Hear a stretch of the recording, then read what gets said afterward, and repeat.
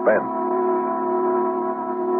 Listen now to Act One of Witness to Murder, starring Joan Loring and Leon Janney, and written especially for Suspense by Francis Ricketts.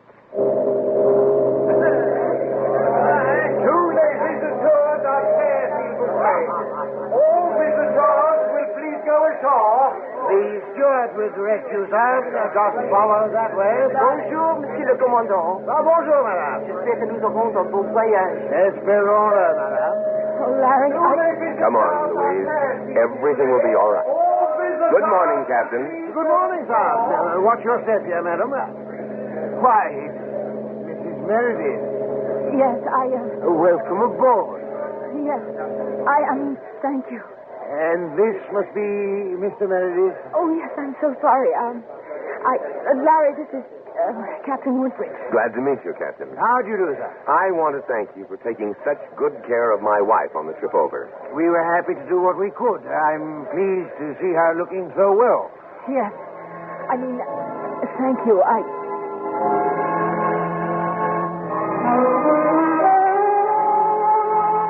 At first, I remember thinking only that it was a mistake, that we should have gone home some other way. Or at least on some other ship. How could I have been such a fool not to realize how humiliating it would be to face all those people again? To see them look at me and remember. To feel them point me out and know they were whispering about me, watching every move I made for the first sign of something queer. Didn't Captain Woodbridge say something to the man beside him as we walked away? Wouldn't they all be saying something to the ones beside them as I walked by? Well, they wouldn't get a chance to.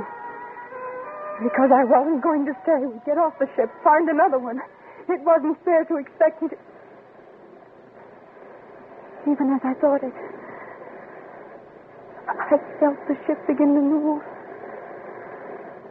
And I knew it was too late. I'll have to ask the steward to... Louise, what on earth's the matter? Larry, I can't face all these people. Oh, nonsense. What's there to face them about? Larry, how can you say that? Now, Louise, listen to me. You're letting your imagination run away with you. There must be 2,000 passengers on this ship. You don't know them, and they don't know you. But the steward... All right, a couple of stewards know who you are and some of the wacky things you did coming over. Do you think you're the only woman in the world who's ever had a nervous breakdown on an ocean voyage? Do you think in the 3 months since then they haven't had a couple of other passengers flip their lids? Larry! Oh, I'm sorry, but you might as well face it, Louise. You needn't put it in those terms. I said I was sorry. And you needn't have put me through this either. You could have booked passage on another ship. We could have flown home. I told you these were the only accommodations we could get. We're not the only people trying to get home from Europe. We were darn lucky to get anything at all. Besides, I think it's just as well we are on this ship. Why? Larry, what are you getting at? I'm not getting at anything. But you know I'm practically all well. The doctor said so. Of course I know it. It's just that if anything should happen... Nothing is going to happen. If you should get sick... If I get sick, I'll know I'm getting sick. You didn't know it last time. Oh, please, Larry. Now, Louise, let's don't start that again. Start what again? If I'd thought you weren't well enough to make the trip, we wouldn't be making it, would we? Well, would we? No, I guess not. Yeah, that's better. Now, the thing for you to do is to forget all about the things that have been bothering you the past few months and forget all this nonsense about the people on the ship and just have a pleasant, restful trip home. Yes, all right. All right. Oh, and by the way, Louise, if the steward comes in... Yes. If I were you, I'd lay off the French bit. Lay off? What do you mean? Well, I don't suppose the captain thought anything about it, and probably the steward wouldn't either, but, well, after all, that was the start of your trouble last time. What? And it might give people the wrong idea. Larry, what are you talking about? Now, Louise, don't get worked up. I merely said take it easy on the French. I haven't spoken one word of it. Larry, for the love of God, don't look at me like that. You don't remember what you said to Captain Woodridge? But I didn't say anything. Oh, Larry, that was the woman ahead of us. She was speaking French. I remember what she said, something about a pleasant trip. Larry, I hardly said anything at all, only yes and thank you. And I couldn't have. I'd remember it. Larry, I didn't. Did I? Look, Louise, it really doesn't matter. Larry? I just thought it would be better for you if you stayed away from it. Answer And me. I've only upset you, so we won't say anything more about it. Larry, please. I sat there and my mind went back frantically over our arrival aboard ship. Every step of it, every word of it. Larry was wrong. He had to be. If I had said something, I'd remember it, wouldn't I? The other time Yes, the other time. I forced myself to think back to the day 3 months ago when I boarded this same ship in New York, when all I could think of was that I was free of Larry at last. And on my way to Paris, free and alone. Well, not quite alone. I would be sharing my cabin with another woman. I remember that I had only been there a few moments when she came in. Oh, hello. I guess we're going to be roommates. Bonjour, madame. Bonjour. Oh, I see. You're getting into the spirit of it already. Well, I'm Helen Blake. You're Mrs. Meredith? Oui, madame. Oh, dear. Now, that means yes, doesn't it? I'm afraid that's about the extent of my French. Yes and no and hello. I suppose you speak it very well. Oh, je pense que je le parle bien, mais ce n'est pas souvent que j'ai la pratique.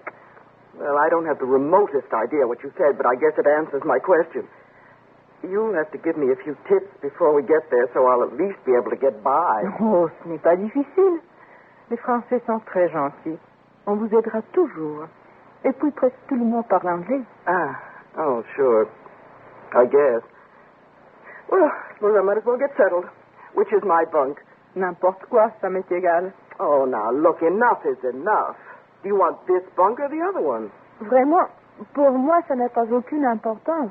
Choisissez vous-même. For heaven's sakes, I thought you were an American woman. Don't you speak any English at all? Yes. Yes, of course I speak English. Oh, well, thank heaven for that. I was beginning to think that I'd wound up... Why do you ask? Why'd I ask what? If I speak English. Well, for heaven's sake, because you haven't spoken one word of it till just now.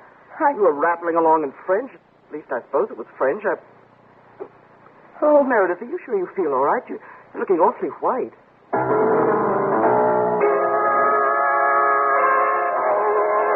I tried to make some excuse and couldn't. I knew what she must be thinking. I was thinking it myself. I just stood there and stared at her, numb with fear. The same kind of fear that gripped me now. Only worse now. Because now I knew what must be happening, and I would be as powerless to prevent it this time as I had been the first time 3 months ago. Only why? Why had the doctors let me go if I was so near another breakdown? Surely they could see it coming. Hadn't they told Larry I was well enough, that I'd be all right? Hadn't the doctors written him a letter? Yes. Larry had a letter. He said he had. He must still have it. But where? Where would he keep it? It's got to be here somewhere. He wouldn't throw it away. He couldn't have. Well, Louise. No! Looking for something? Oh. I didn't hear you come in, Larry. Where's the letter? Letter? What letter? Oh, steward, just bring that right on in here. Yes, sir. I thought you might like some coffee. Oh, Louise, you know Mr. Haskins, I believe. Bonjour, madame. C'est un plaisir de vous revoir. Well, Louise, can't you say hello to Mr. Haskins? I'm sorry, steward. I'm afraid my wife is a little upset this morning. You understand. Of course, sir. Sorry to hear it, sir. If you need anything, just ring for me. Now, what's this all about a letter? How could you bring that man in here? Why, he's our steward. I did think it was rather stupid of you not to speak to him. Really, Louise, if you want people to think you're perfectly normal, you might act as if you are. There's no telling what he thinks now. What he thinks? Or what you told him to think? What I told him to think? Really, Louise? And stop really Louising me. You're exciting yourself. So would you be if you thought... If I thought what? Nothing! Leave me alone. Have some coffee, dear. It'll calm you down. I don't want any coffee. I just want to be left alone.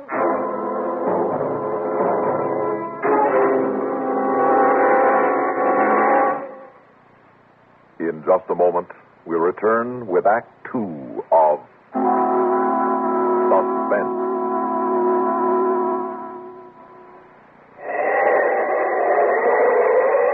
Or cars left out at night, or in unheated garages. Don't ask for trouble, ask for DuPont Xerox antifreeze. For dependable protection against sudden drops in temperature all winter long, use DuPont Xerox Antifreeze. Even during a warm spell, Xerox won't boil away. It outlasts winter. And to guard against the formation of damaging rust and corrosion, you can count on its MR8 rust inhibitor, an exclusive DuPont development that protects all engine metals, including aluminum. So, for safe, dependable protection all winter long, do as millions of motorists have done for over 20 years. Ask for Xerox Antifreeze. It's made by DuPont. Remember, For cars left out at night, or in unheated garages. Don't ask for trouble, ask for DuPont Xerox antifreeze.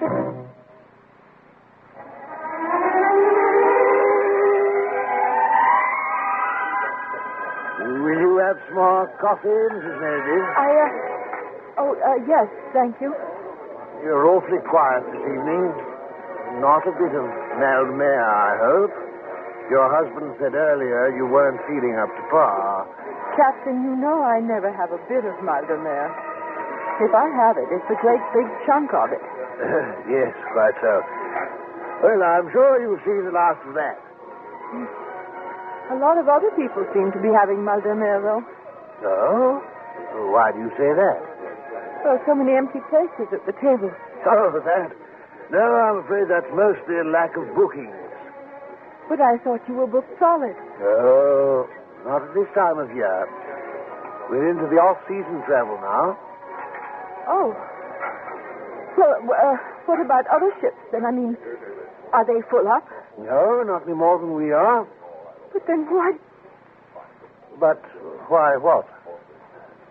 Oh, nothing. Captain Woodbridge, Yes? I don't suppose you remember our coming on board this morning. Well, certainly I do. I greeted you myself.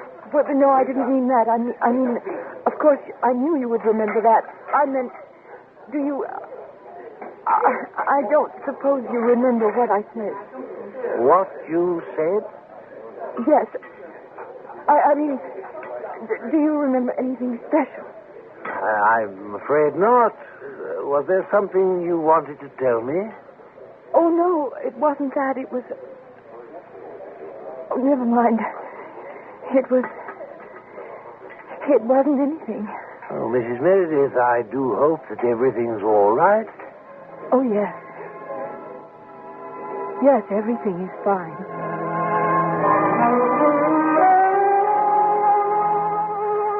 I could have cried. What could I say to him? Captain Woodbridge, did I say anything to you in French this morning? He would have thought I was mad.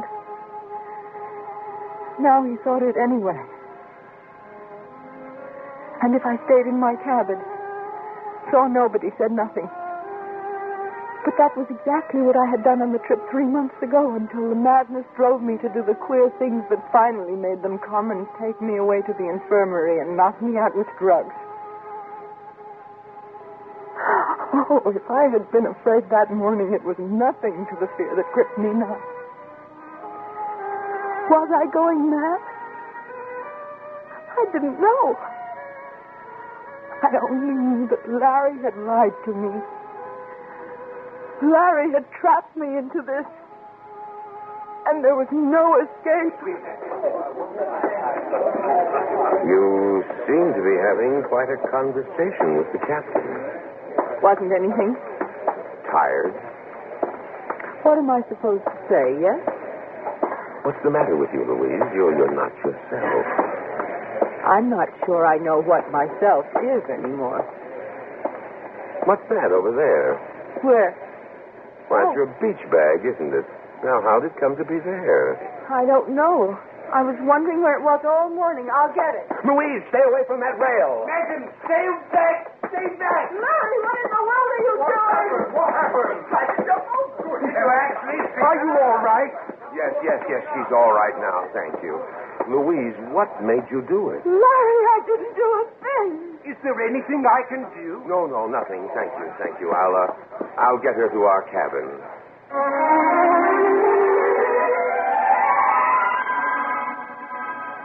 Larry, when I was at my worst before, I never tried to hurt myself.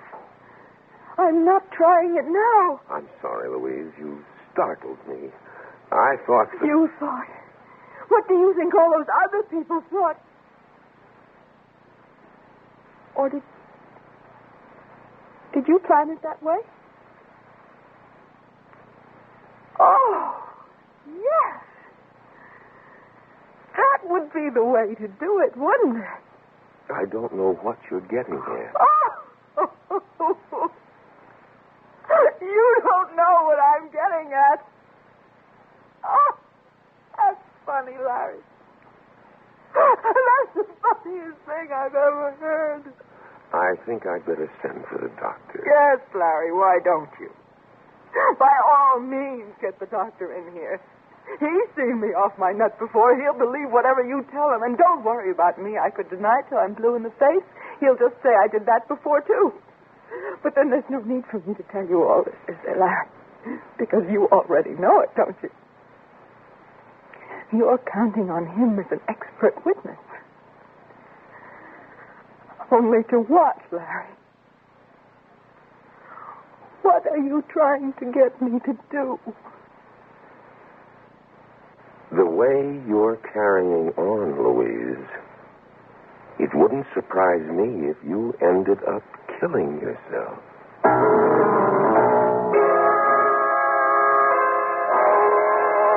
You're not eating any breakfast? I wasn't here when the steward brought it in. And what's that supposed to mean? Anything you want it to. You'll get hungry before lunchtime. It takes a long time to die of starvation. Come in. Well, good morning, Doctor. Larry, how dare you? Good morning. Well, it's nice to see you again, Mrs. Meredith. I heard you were a little upset, and There's nothing wrong with me. And I did not try to jump overboard last night. No, of course you didn't. I know that. I'm afraid I'm the one who jumped, Doctor, to conclusions. Naturally, it upset Louise. Yes, of course. So much so I can't get her to eat any breakfast this morning. I don't believe she trusts me anymore. I see. You see? What? You don't see anything at all except what he wants you to. Louise. You think I'm going out of my mind again, don't you? Because that's what he wants you to think. Though he's far too clever to come right out and say so. Doctor, he doesn't have to. A few words here and a few words there. A couple of incidents like last night, and you would fall for it the way he knew you would. Please, Mrs. Meredith. Doctor, I'm afraid it is my fault. I was just joking with her. Joking? He's trying to kill me, and it's a joke. Don't you see what he's doing to me? Louise, you must calm yourself. No, of course. Why should you, Doctor? You don't know what he is. I didn't know until I lived with him how cruel he is. How greedy.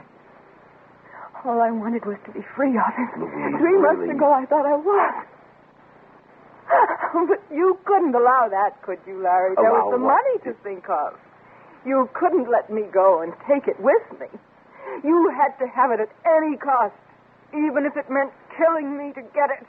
Killing? Now, my dear Mrs. Meredith, you must not go on like this. You'll only make yourself sick. You don't believe me, do you, Doctor? Let me give you a sedative. We can talk about it later. And to think I would be the one to make it so easy for him.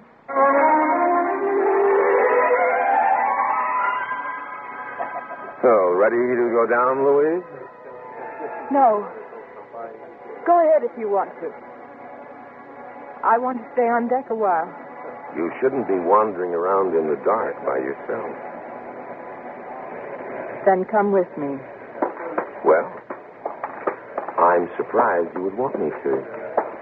I don't have any real choice, do I? Where do you want to go? Right here, by the deck rail. It's a nice quiet spot. Deserted, really. It ought to suit you very well, Larry. I believe you could push me over the rail quite easily. Yes, I suppose I could. And yet it's not too far for people to hear me scream, is it? No, it isn't. They'd all come running. Too late, of course. Well, Larry, what are you waiting for? I really don't know. Am I supposed to make the first move? I don't think that will be necessary. I can't say I planned it just this way, but as long as you asked for it, Louise. Larry! Don't jump, Louise!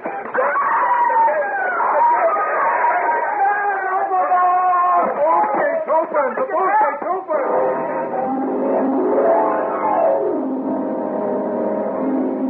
We both went over. That was something else Larry hadn't planned on. But I had. It was the only thing I knew to do in order to save myself. Loosening that boat gate at the deck rail. Even then, I wasn't sure I'd live through it. But I was pretty sure Larry wouldn't. You see, he couldn't swim. Not a stroke. They never found him at all.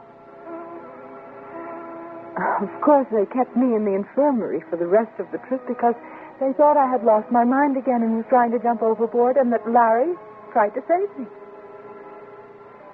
I didn't see any point in trying to explain it.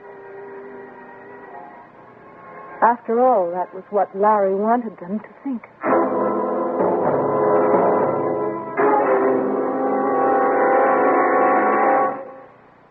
Suspense. You've been listening to Witness to Murder, starring Joan Loring and Leon Janney, and written especially for Suspense by Francis Rickett. In a moment, a word about next week's story of Suspense. Haven't heard it yet?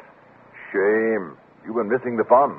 The Carol Burnett Richard Hayes Show. Enjoy Carol and Richard 5 times every week.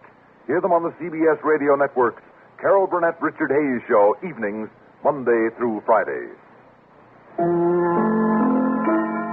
Suspense is produced and directed by Bruno Zerato Jr. Music supervision by Ethel Huber. Featured in tonight's story were Bryna Rayburn as Mrs. Blake, Mercer McLeod as the ship's doctor, Bob Dryden as Captain Woodbridge, Ronald Dawson as the steward, and Guy Rep as the man. Listen again next week when we return with Death of an Old Flame, written by George Vamber, another tale well calculated to keep you in suspense. Pat Summerall Sports Time scores with the fans Monday through Saturday on the CBS Radio Network.